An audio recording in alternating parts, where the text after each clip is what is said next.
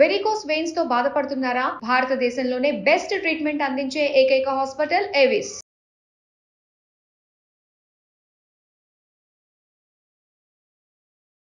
నమస్తే రమగారు. నమస్తే జయ. రమగారు, మనం వెళ్ళే ప్రదేశాన్ని బట్టి మన వస్త్రధారణ కట్టుబొట్టు ఉండాలంటారు కదా. ఉండాలంటారంటే ఈ రోజుల్లో వాళ్ళకి నచ్చుతాయే ఈ మాటలు?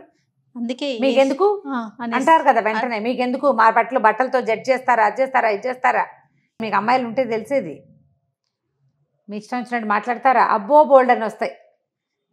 కానీ ఎవరికి వాళ్ళకి తెలుసు కదా జయ. మనసుకు తెలుస్తుంది కదా రమగారు. ఖచ్చితంగా తెలియద్దు. ఓ గుడికి వెళ్తాం, ఓ పెళ్లికి వెళ్తాం, ఓ పార్టీకి వెళ్తాం. ఒక పిల్ల జీన్స్ ప్యాంటు టీషర్టు వేసుకుంది అనుకో, అదేదో పార్టీకి వెళ్తుంది. నువ్వు బొట్టు పెట్టుకో, చెవులకు పెద్ద పెద్ద బుట్టలు పెట్టుకో, చేతి నిండా గోరింటాకు పెట్టుకుంటే మేము పార్టీకి వెళ్తాం, గాజులు వేసుకో అంటే గాజులు వేసుకోండి తప్పు, మేము పార్టీకి వెళ్తాం అంటారు. బాగుంది. ఆఫీస్కి వెళ్ళే పిల్లలు ఇవన్నీ వేసుకుంటారా? గాజులు వేసుకోలేరు, బొట్లు పెట్టుకోలేరు. నేను అన్ను జనరల్గా తల్లులు చేతులు బోసి చేతులు, బోసి మెడ, బోసి చెవులు, బోసి మొహాలు. ఆఫీసులో ఇలాగే ఉండాలి, అందరు ఇలాగే ఉంటారు. అక్కడ మేమేమైనా పేరెంటానికి వెళ్తున్నామా అని పోట్లాడతావు. ఓకే. గుళ్ళోకి వెళ్ళేటప్పుడు ఏదో చేతికో 2 గాజులు ఉండాలి, ఓ మెడ కాస్త బోసుగా లేకుండా, మొహం బోసుగా లేకుండా, చెవులకు ఏదైనా పెట్టుకుని కొంచెం చక్కగా తీరుగా తయారయ్యి.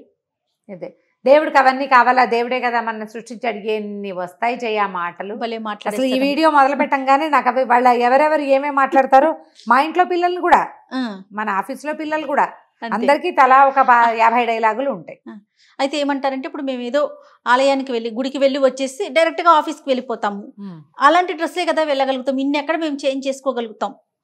మొత్తం టోటల్గా ఎక్కడ మేము మార్చుకోగలుగుతాం అనే ఒక ప్రశ్న కూడా వచ్చేస్తూ ఉంటుంది. వస్తాయి. దేవాలయంలో దీపాలు పెట్టడానికి కనిపిస్తుంటారు జయ కొంతమంది. చాలా మంది అందరు కనపడతారా? చొక్కా అది వంగి ప్యాంటు దీపం పెడుతుంటే చొక్కా పైకి వెళ్ళిపోతుంది, ప్యాంటు కిందకు వచ్చేస్తుంటుంది. నువ్వు గమనించలేదా? అవును. ఎంతో. ఇప్పుడు మనం దేవాలయానికి వెళ్తాం, అవన్నీ మీరు ఎందుకు చూస్తారు? మీకు శ్రద్ధ లేదా, భక్తి లేదా? మీరు కళ్ళు మూసుకోవచ్చు కదా అంటారు. మానవ మాత్రలం కదా, మన కళ్ళు, చెవులు, బుద్ధి అన్నీ పనిచేస్తూనే ఉంటాయి. అవును కదా. ఎంతో కొంత మనం అటు ఇటు చూస్తూ ఉంటాం. అందుకని చాలా వరకు దేవాలయాల్లో డ్రెస్ కోడ్ పెట్టేశారు. డ్రెస్ కోడ్ ఉంటుంది. డ్రెస్ కోడ్ లేదు. పోనీ నువ్వు గుళ్ళోకి వెళ్తున్నావు, దీపం పెట్టాలనుకుంటున్నావు, ఇంకొంచెం పొడుగు చొక్కా ఇంకాస్త పైకి ఉండే ప్యాంటు వేసుకుంటే సరిపోతుంది కదా. పోనీ ప్యాంటు చొక్కాయే వేసుకుంటారు అనుకో. ఆడపిల్లల ప్యాంట్లు, మగపిల్లల ప్యాంట్లు కూడా అంతే చేయ. అమ్మాయిల ప్యాంట్లు అంటే అబ్బాయిల ప్యాంట్లు అయితే వాళ్ళు ఉంగారంటే అది కిందకి వెళ్ళిపోతుంది. ఎక్కడ చూడు దేవాలయాల్లో ఇప్పుడు సాధారణ బట్టల కిందే ప్యాంట్లు, చొక్కాలు సహజమైన బట్టల కింద అయిపోయినాయి. చీరలు, డ్రెస్సులు లాగానే ప్యాంట్లు, షర్ట్లు అవన్నీ చాలా న్యాచురల్ బట్టలు. కాకపోతే దేవాలయాల్లోకి వచ్చేటప్పుడు కాస్త మొహాన్ని ఒక బొట్టు పెట్టుకోవటం, కొంచెం జుట్టు దగ్గరగా పెట్టుకోవటం. నేను ఇది వరకు ఒక వీడియో చేశాం మనం. దేవాలయంలో మన తల వెంట్రుకలు రాలి పడితే ఎంత పాపమో అది.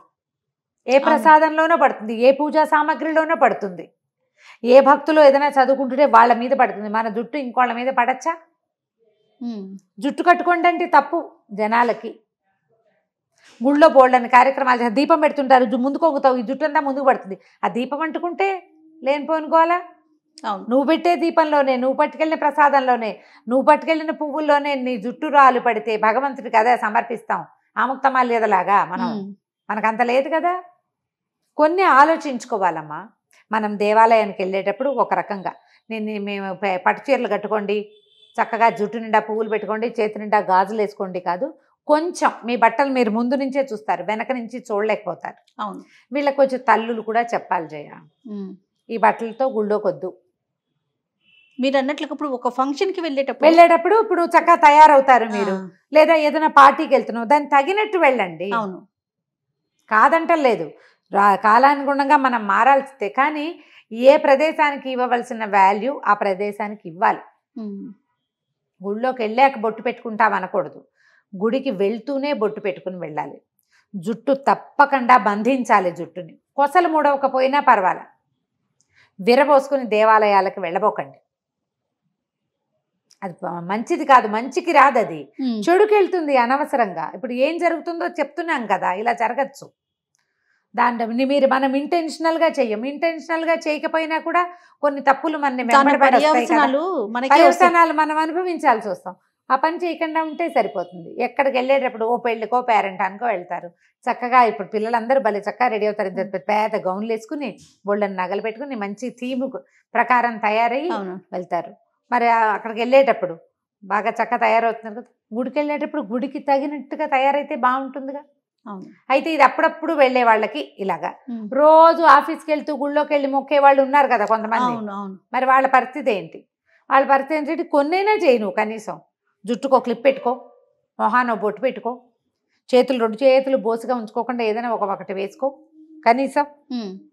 కొంచెం చొక్కాలు కాస్త మరీ పొట్టు చొక్కాలు, మరీ కిందకి వెళ్ళిపోయే ప్యాంట్లు కాకుండా ఒక కాస్త మీడియంగా, ఏమంటే వయా మీడియాగా వెళ్తే కొంచెం బెటర్గా ఉంటుంది. చూసే వాళ్ళకు కూడా ఆక్షేపణ ఉండదు.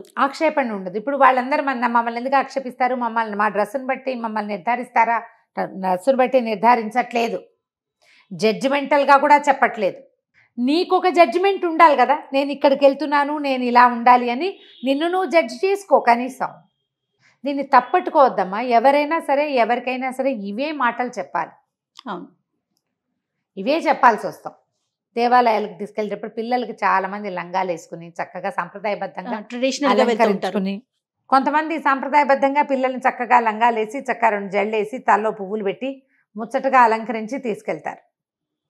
గుడికి వెళ్ళేటప్పుడు ఇట్లా సాంప్రదాయబద్ధంగా వెళ్ళాలి. మన సంప్రదాయం కదా అది, కొంతైనా గౌరవిద్దాం.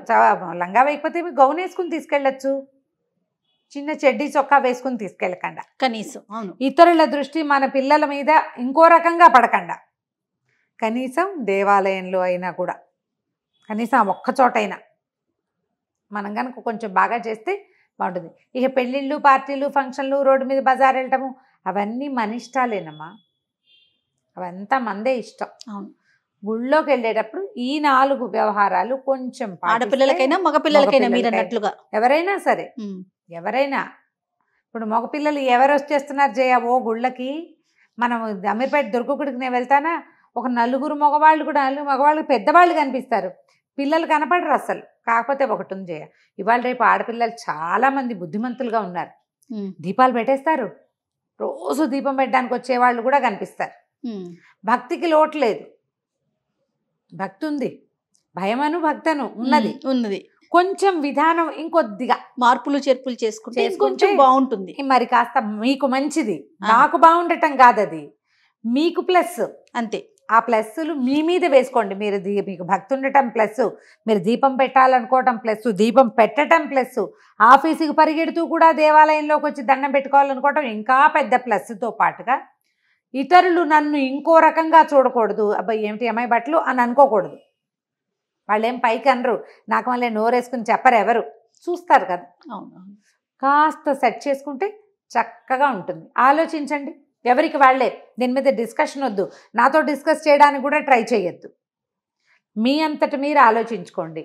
తల్లులు కొంచెం పిల్లలకి చెప్పండి, ఫ్రెండ్స్ పక్కనున్న ఫ్రెండ్కి చెప్పండి, ఇలా కాదు ఇలా వెళ్దాం అని.